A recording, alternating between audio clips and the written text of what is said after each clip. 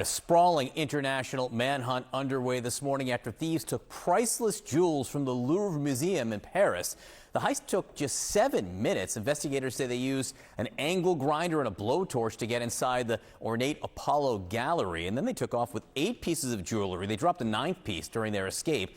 And this morning, there's real concern the jewels might never be recovered. CNN's Melissa Bell outside the Louvre this morning. I gotta say, an uproar in Paris over this.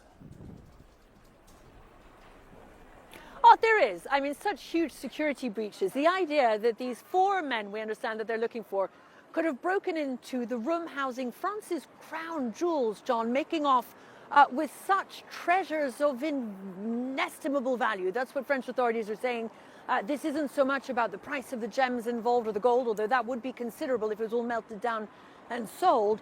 It is that these are priceless objects when it comes to France's cultural heritage. You're talking about the crowns, the tiaras, the brooches, the earrings, the necklaces worn by the queens of France in the 19th century. So yeah, there's a great deal of outrage this morning in the French press.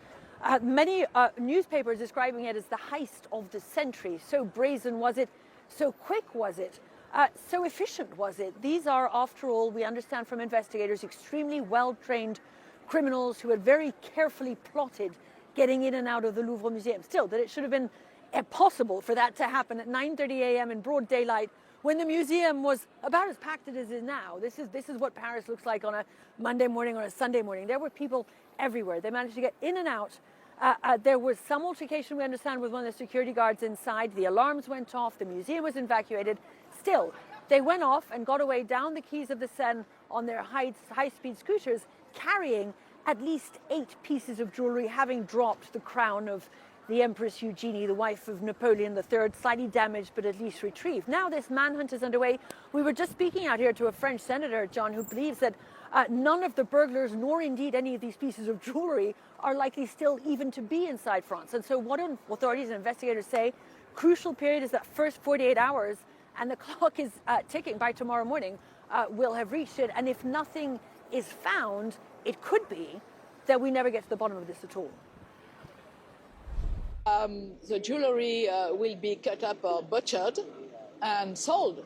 I don't think anything else. We have to wait investigation. Maybe there will be a ransom, but I doubt.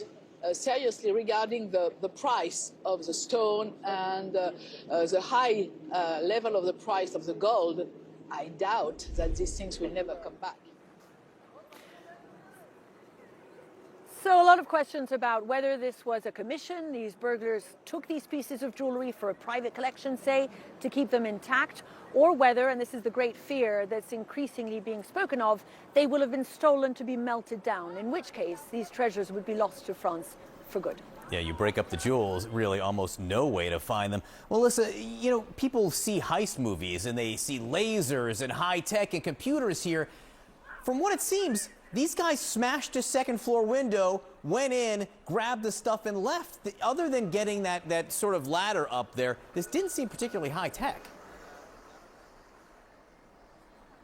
These were pretty rudimentary pieces of equipment. An angle grinder, John, was used to smash open that window. The entire operation, from the moment they pulled up that truck with its mechanical lift, broke through the window, smashed through the display windows, grabbing those pieces of jewelry, and made their way back out, getting away on those scooters. 7 minutes in all. It took them very little time, but you're quite right. There is this sort of disconnect between the value, the pricelessness of what they've made off with, France's crown jewels after all, and the very basic equipment that they used to get in there. No fancy layers, no high-tech equipment, none of the Hollywood trappings that you would imagine for a heist as brazen, as spectacular, and as successful as this one. Yeah, my jaw kept on dropping further and further to the floor as I was reading the details of this, just because of how easy it just seemed.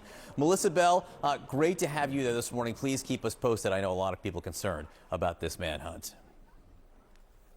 All right, Sarah? you're going to want to stick around for this, because joining us now is an expert on the matter, because he's a former jewel thief. Larry Lawton is here with us.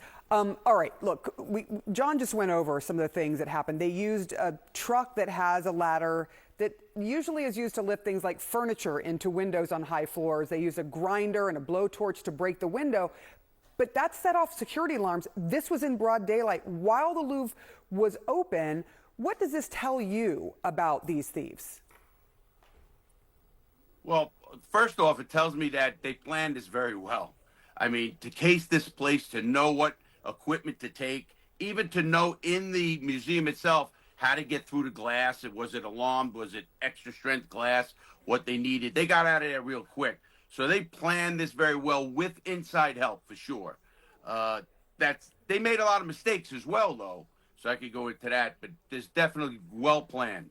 What are some of the mistakes you think they made? Because they did make off with a lot of jewels that are worth, we don't even know what, because they're considered priceless. Well, there's a couple of ways they can get rid of the jewelry. I will go into that in a second. Yeah. But here's a mistake. They dropped one of these brooches. They only robbed, nine? I think it was 9 brooches, diamond-like pieces. Well, you just dropped a ninth of your whole entire load right there. That's an amateur move. I never dropped a piece of jewelry ever in 25 jewelry stores and $18 million. It's not going to happen. They also got the motorcycles caught right away. Yeah. I mean, they're done there. What are they going to find? They found a vest. They found one of the construction vests already. So they made a couple of, I call them amateur mistakes, but they did get away with a lot. Yeah. And obviously now, how do they get rid of it? That's the big thing.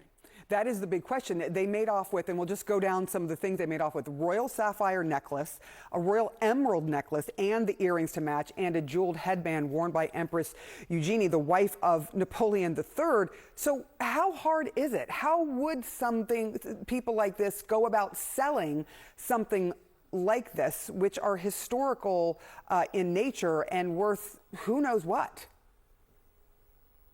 Well, the people who robbed this don't care about the historical nature, which is just what it is. What they could do, there's 3 ways to do it. They could break them all up, sell the gold, sell the diamond. Listen, there's a lot of diamonds, and they're not what they call Lazar Kaplan, which is a laser cut diamond. These are old diamonds. These are cut with a hammer and a chisel, literally, a diamond chisel cutter. So they're really beautiful, and they're very sought after, even as small stones. So if they break them up, that's one way. Then they could also wait a while, and a lot of times the insurance companies will put out a reward. No questions asked. If it's a $5 million hit, they'll put out $1 million right now. And, people do that. They actually wait. I was around a bunch of criminals in prison, actually, who waited for that. So that's another way. Another way is to get like an eccentric person who really wanted something. Did somebody hire these people? I don't believe that, but you got to remember 3 things, very important.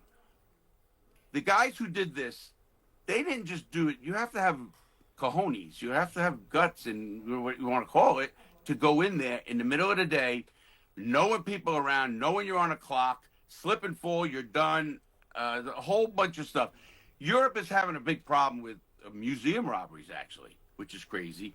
And museums got to step up their game. They really missed the boat, the Louvre. I mean, they never been hit, really, 1911 for the Mona Lisa. But, I mean, it's really, they never been hit. And I think after the German robbery in that museum, they have to start stepping up security in these facilities, because that's where I would go. Larry Lawton, you taught us a lot about how this could go down, and noted that you never dropped a jewel. They did. It was a crown that they didn't make away with. So we're learning a lot from you this morning. Thank you so much for joining us.